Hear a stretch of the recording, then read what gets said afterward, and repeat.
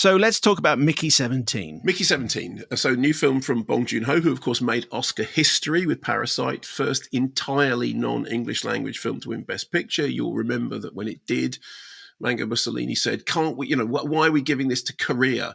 Can't we go back to the days of Gone with the Wind? The days of Gone with the Wind when, as you'll all remember, Oscar winner Hattie McDaniel wasn't able to sit at the same table at the Oscars as the rest of the filmmakers because it was in a segregated hotel.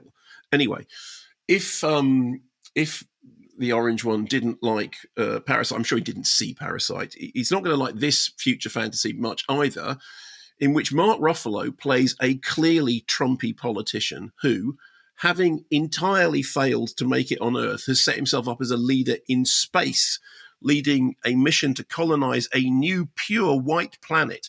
Bong has said that this wasn't inspired by any actual politicians, but clearly Mark Ruffalo knows exactly what he's doing. So this is adapted from a sci-fi novel by Edward Ashton, which I confess I haven't read, and apparently they started doing the adaptation from an early version of the novel. So it was right in there very, very early on.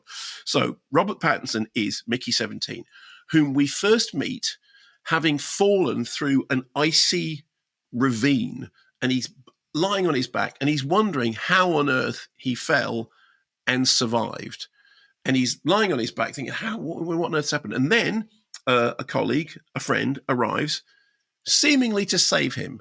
But no, the colleague just picks up his equipment, his gun, and looks like he's about to go off and just leave him there to die. Here's a clip. You're not mad, right? I'm just taking this? I mean, it's not looking very good for you, right? Also, line only goes this far. Yeah, no, we're cool. You shouldn't have to take the risk. Yeah, that's what I'm saying. Plus, they're gonna reprint you back out tomorrow anyway. Yeah. Hey, Mickey. Yeah. What's it feel like to die? And he knows what it feels like to die because it turns out he's done it 16 times before. So this is the 17th incarnation of Mickey, who is reprinted each time he dies. The process of reprinting is now illegal on Earth for obvious reasons. But in space, he is an expendable. They use him to test radiation, poisons, vaccines. He is the lowest rung of the ladder.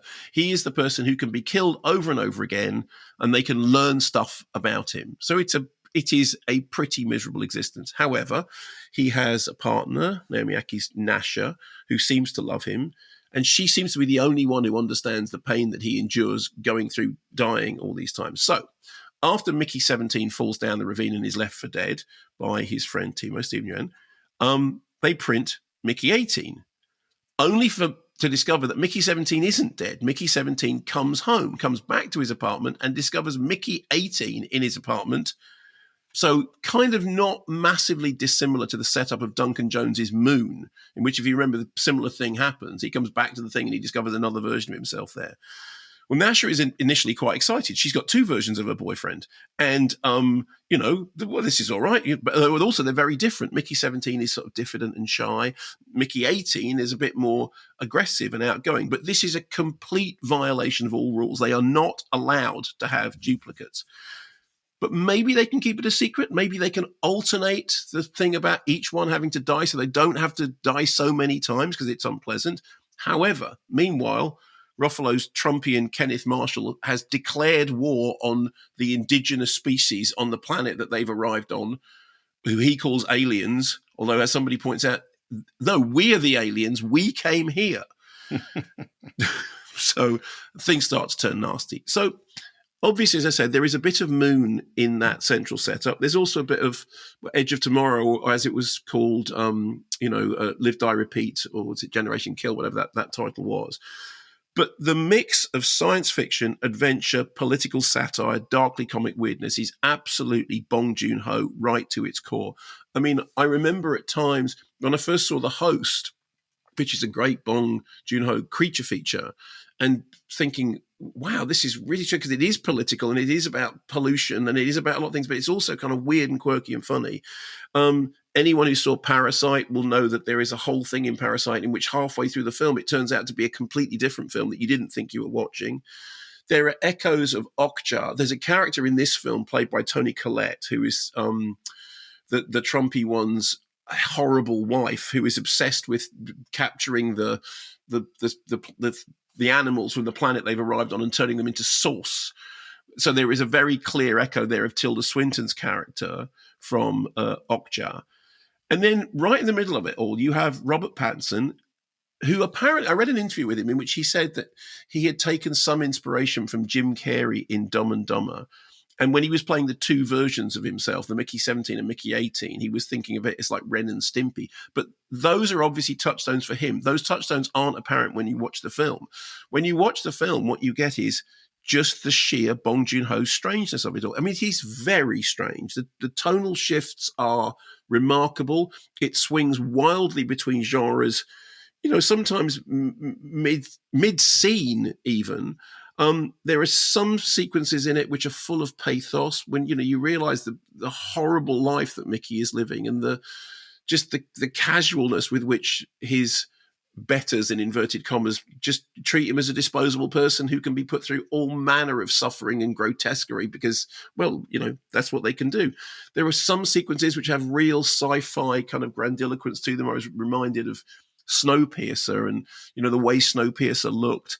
And then there are other scenes which are kind of madcap slapstick comedy. I think some people will find it baffling. I think some people will find it silly.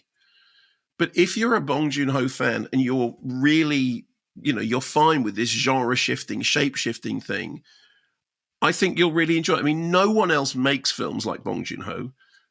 I thought Robert Pattinson did a brilliant job of, okay, fine, I'm going to throw myself into the Bong world. And again, I have read interviews with him in which he has basically said working with Bong Joon-ho is completely unlike any movie I've worked on before, that it's also fluid and it's also sort of strange. But he is a brilliant visionary filmmaker who knows exactly what he's doing, even when I think sometimes the people with whom he is doing it don't quite know what it is that he is doing. Right. So I really enjoyed it. I mean, it's a dark sci-fi satire with lots of twists and turns and lots of kind of over-the-top grotesquerie, camp comedy, lots of weird pathos and strangeness, a sort of philosophical heart at it, which is, this thing about if you die and you I mean, at times actually watching it, I was thinking of The Prestige, because The Prestige has a similar sort of, I won't give it away, but there is a similar gag thing going on in there. Anyway, I thought I really enjoyed it. And again, 10 o'clock the morning after having been up all day and all night, and I really enjoyed myself. Was there any part of you that was saying, "Oh, Mickey, you're so fine, you blow my mind, hey Mickey"? Did you think that was running through your head?